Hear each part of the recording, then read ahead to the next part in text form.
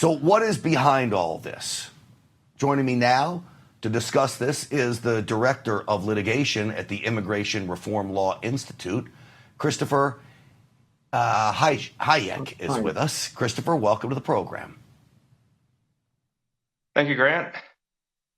Well, it's great to have you on, Christopher. What do you make of this plan by Joe Biden laid out today?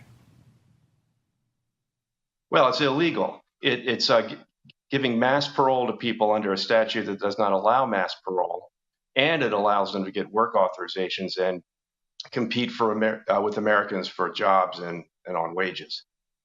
And it's unlawful for a number of reasons. What is his goal here, in your mind? His goal is to help him in the election, he thinks, with Latino voters, I suppose. I'm not sure that I know that all Latino voters are not into this. And in fact, it sends a terrible message to legal immigrants and to would-be legal immigrants abroad that it's better just to come in. It's better just to break the rules because you get here faster, and eventually we're going to legalize you. So nobody's really laying this. It absolutely is. So nobody's laying this out in terms of this. So I think people have a perception that, oh, well, the businessman from New York goes to Paris and he meets a woman who owns a bakery there and they fall in love in Paris and he comes back to the United States and he wants her to come meet her here and this is Amnesty. That's not what's happening here. These are people that have snuck into the United States. Then they meet an American citizen and get married. And now they're supposed to be just forgiven, I guess, for that. Am I right on this assumption?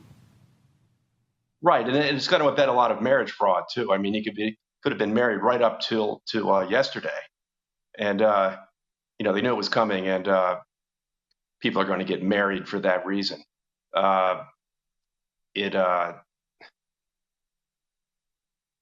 also unlawful because of all the work authorizations. So, what is the urgency here? I mean, the statutory standard is that you get parole for an urgent humanitarian reason or significant public benefit, and it has to be on a case-by-case basis.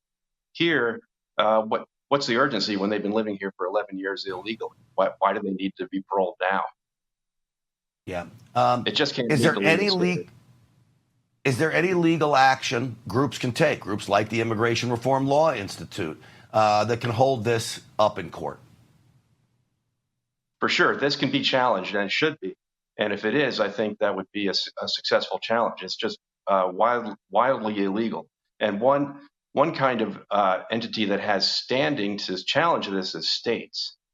States have a quasi-parental interest in the welfare of their citizens. And if their citizens are being thrown out of work or facing extra wage and job competition from an influx of new workers from who aren't American citizens, the state has an interest. The state is injured by that because its people are injured.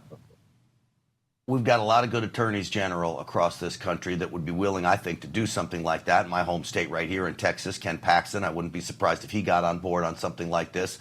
But Christopher Hajec, I appreciate you laying this out for us, Director of Litigation at Immigration Reform Law Institute, a great organization. Thank you for coming on tonight. Thank you, Grant.